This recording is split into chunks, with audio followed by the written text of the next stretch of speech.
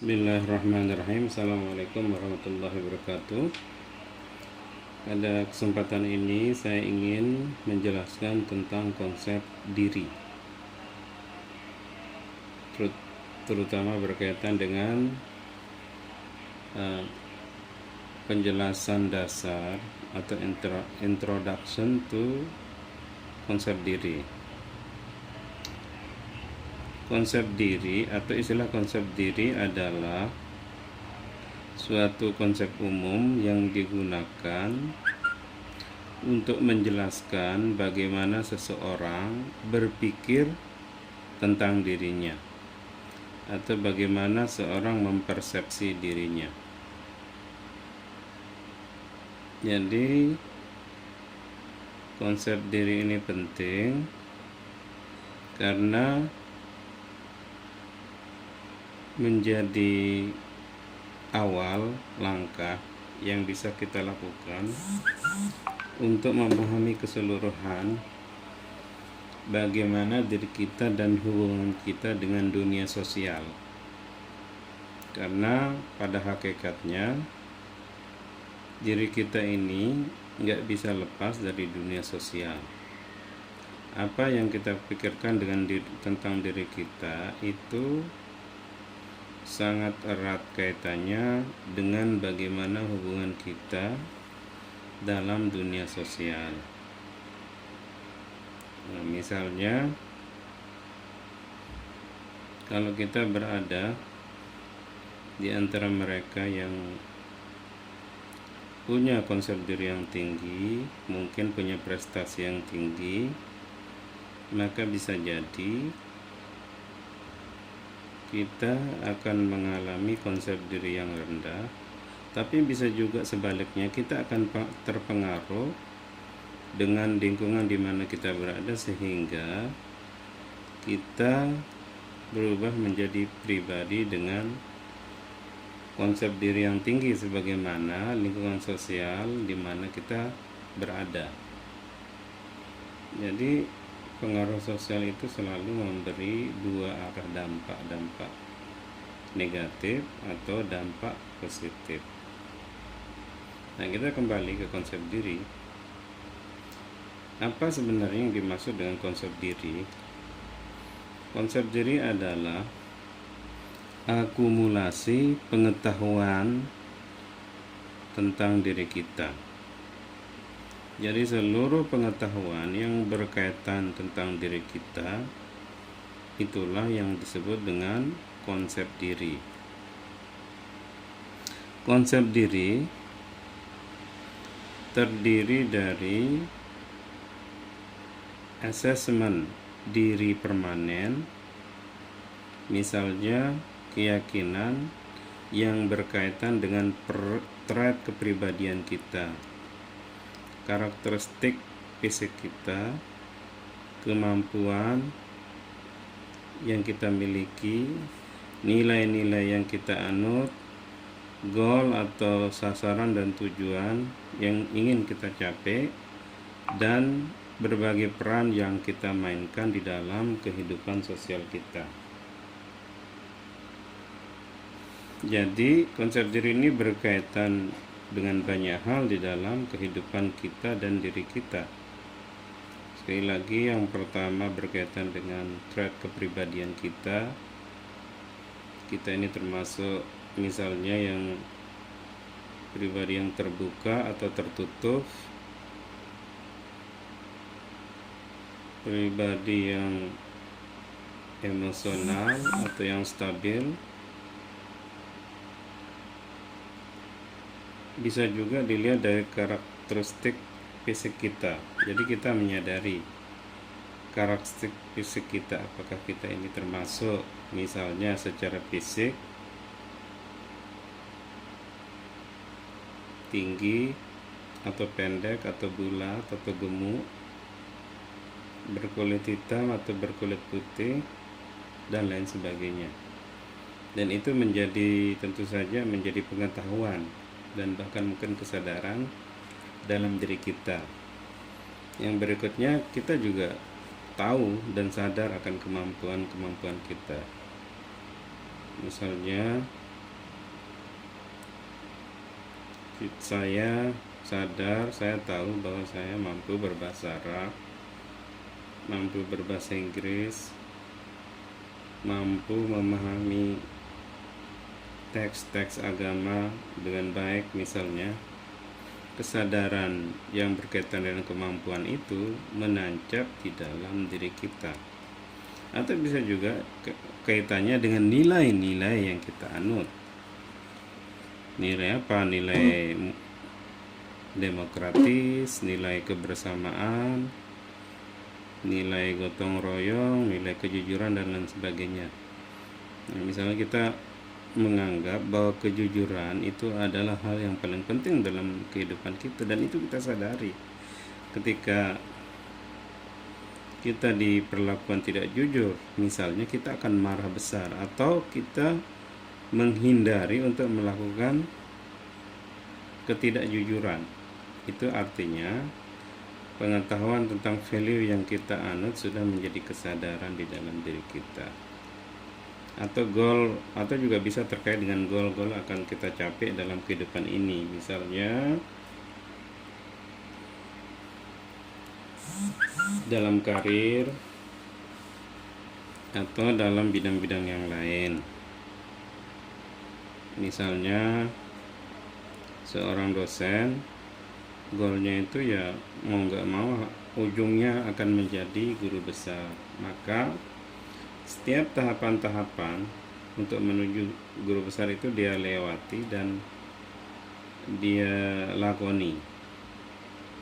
Pengetahuan itu ada di dalam dirinya.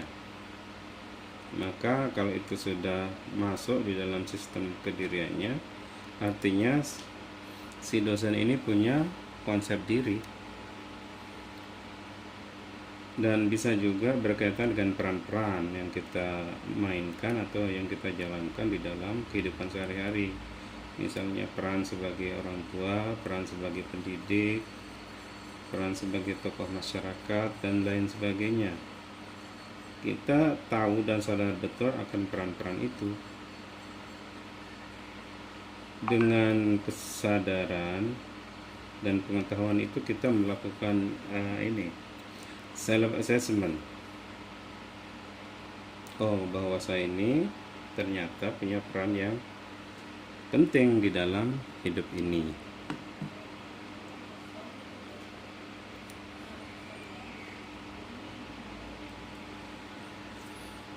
Kapan konsep diri itu mulai muncul? Konsep diri itu sesungguhnya muncul sejak masa kanak-kanak.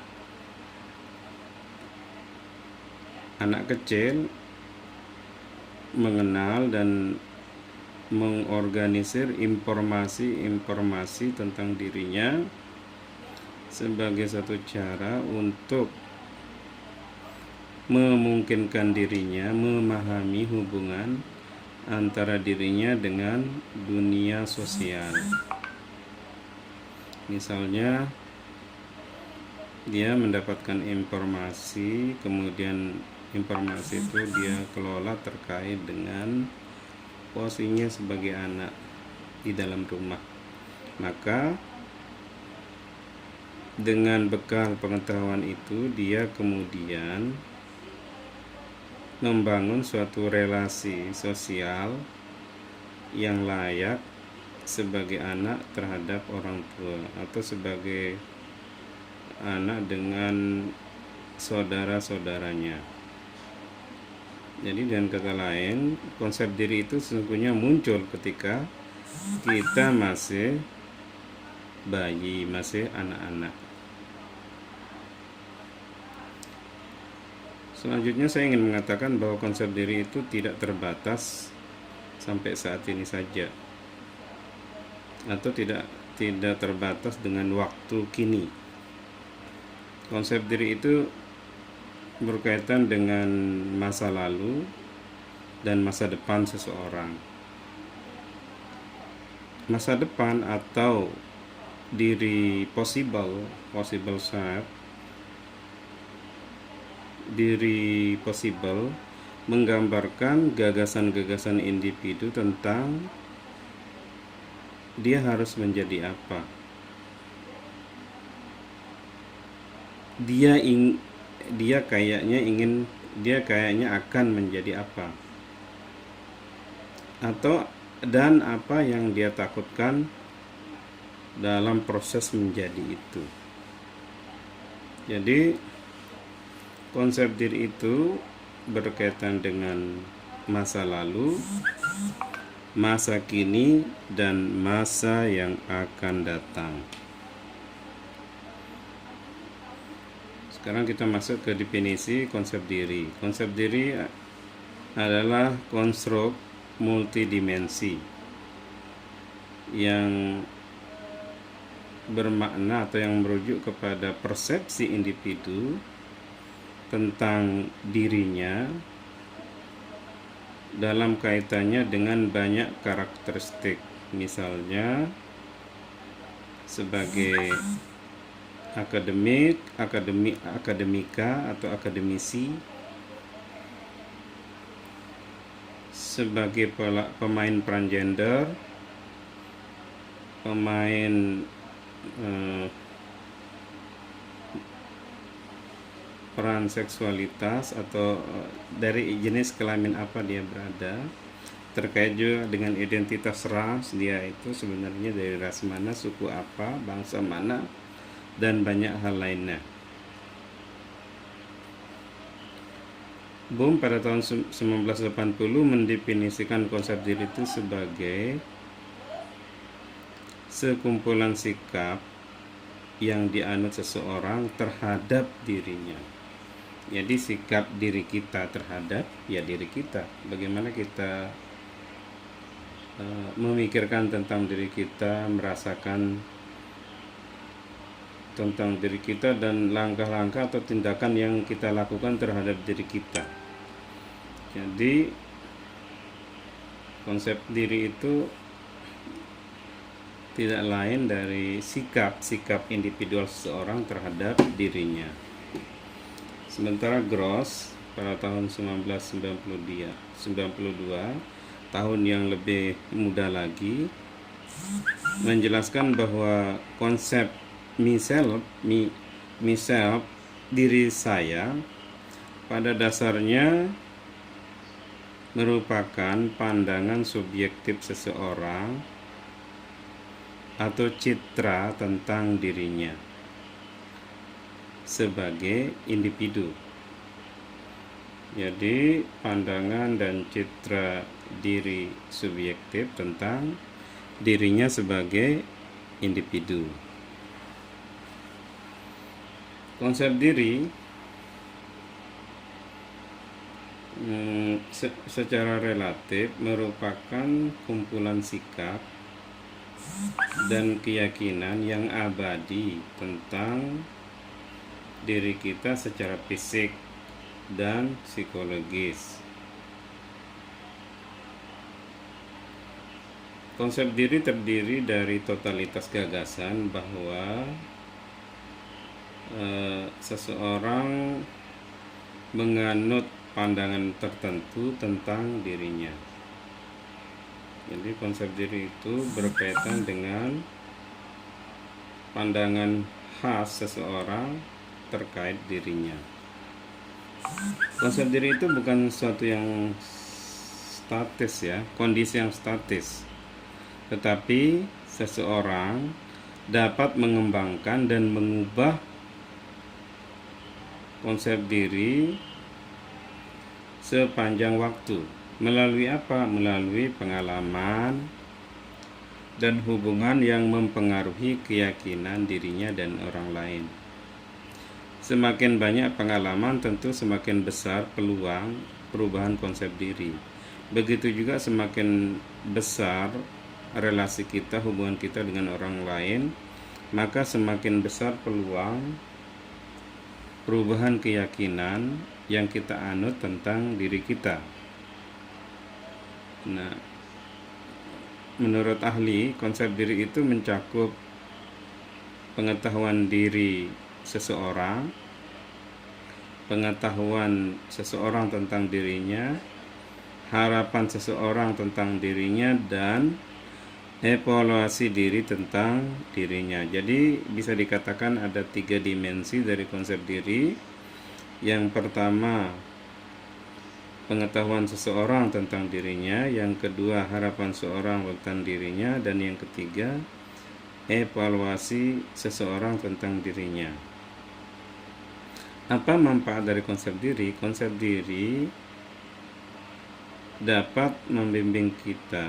Membimbing apa? Membimbing tindakan-tindakan kita, motivasi kita, harapan-harapan kita, dan tujuan masa depan kita. Oleh karena itu, peran konsep diri ini sangat penting di dalam kehidupan kita, karena dia bisa, konsep diri ini mengendalikan semua tindakan kita, motivasi kita, harapan kita, dan tujuan kita di masa depan. Sehingga bisa digambarkan komponen konsep diri itu seperti yang ada di dalam gambar ini. Yang pertama, self esteem. Self esteem ini harga diri, martabat diri. Yang kedua, body image, citra diri, citra tubuh yang sifatnya fisik tentu saja ya. Yang ketiga, identitas personal. Dan yang keempat, kinerja peran, role performance, kinerja peran. Jadi inilah 4 komponen dari konsep diri. Self esteem itu bagaimana kita menghargai diri kita, body image bagaimana kita mencitrakan tubuh kita. Yang ketiga, identitas personal, bagaimana kita melihat diri kita. Dan ini biasanya sangat erat kaitannya dengan identitas sosial, bagaimana kita menempatkan diri kita dalam kehidupan sosial. Yang keempat, peran-peran apa yang kita mainkan di dalam kehidupan sosial.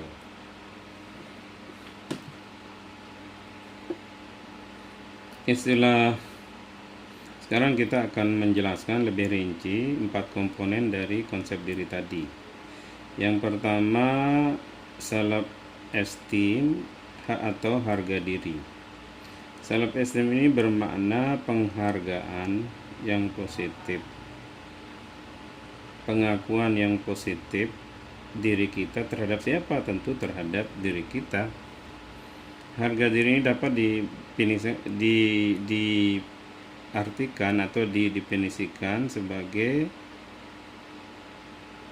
derajat yang dimiliki seorang terkait dengan evaluasi positif tentang dirinya berdasarkan persepsi dirinya tentang bagaimana ia melihat orang lain, sebagaimana ia melihat dirinya. Jadi tentu dalam konsep self esteem ini sudah ada unsur melihat orang lain, membandingkan orang lain. Ketika kita membandingkan orang lain, maka kita akan bisa menyimpulkan kita ini berada di harga berapa, di nilai berapa gitu, di standar berapa. Itulah definisi dari self esteem. Self esteem atau harga diri juga merujuk kepada sejauh mana kita cenderung menerima atau mengakui diri kita, atau bagaimana atau sejauh mana kita menilai diri kita. Jadi ini self esteem itu berkaitan dengan penerimaan diri atau pengakuan diri atau penghargaan diri terhadap diri kita. Itulah yang disebut dengan self esteem. Harga diri selalu berisi derajat evaluasi yang kita lakukan, dan evaluasi itu bisa positif atau negatif tentang diri kita. Jadi juga unsur dari self esteem itu adalah bagaimana kita mengevaluasi secara positif atau negatif tentang diri kita.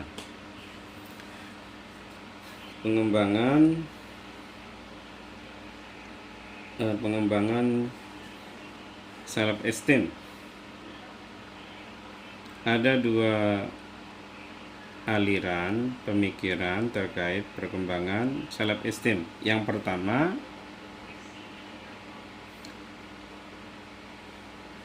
bentuk self esteem di dalam hidup ini atau self pertama, bentuk-bentuk awal self esteem dalam kehidupan kita didasarkan terutama pada hubungan kita dengan orang yang caregiver. Orang caregiver itu orang yang melindungi kita, merawat kita di masa kecil. Bisa orang tua kita, bisa nenek kita, atau bisa babysitter, siapapun yang berposisi sebagai caregiver.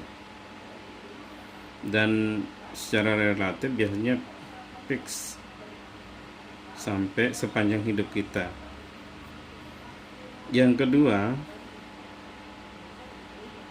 mazhab kedua atau pemikiran yang kedua, self esteem atau harga diri mengalami fluktuasi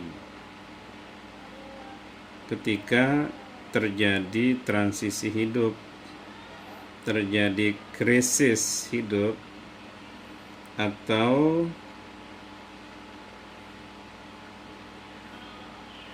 terjadi muncul penyakit yang bisa menantang konsep diri kita atau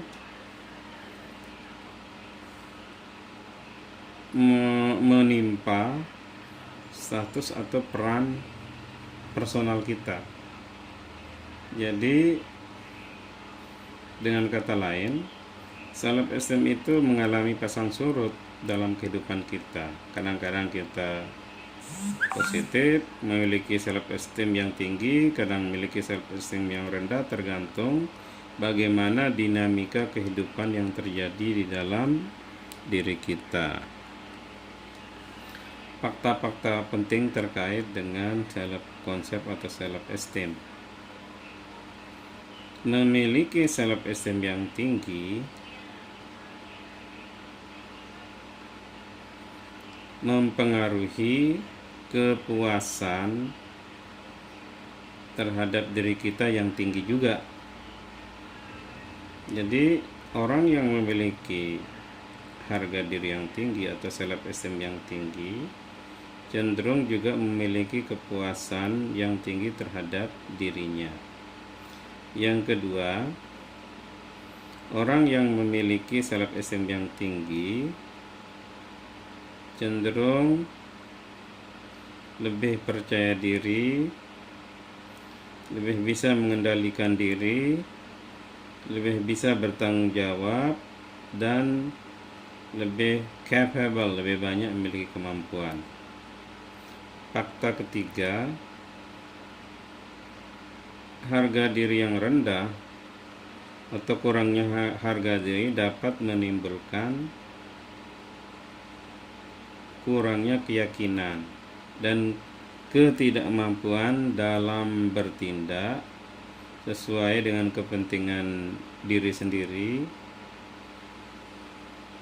perasaan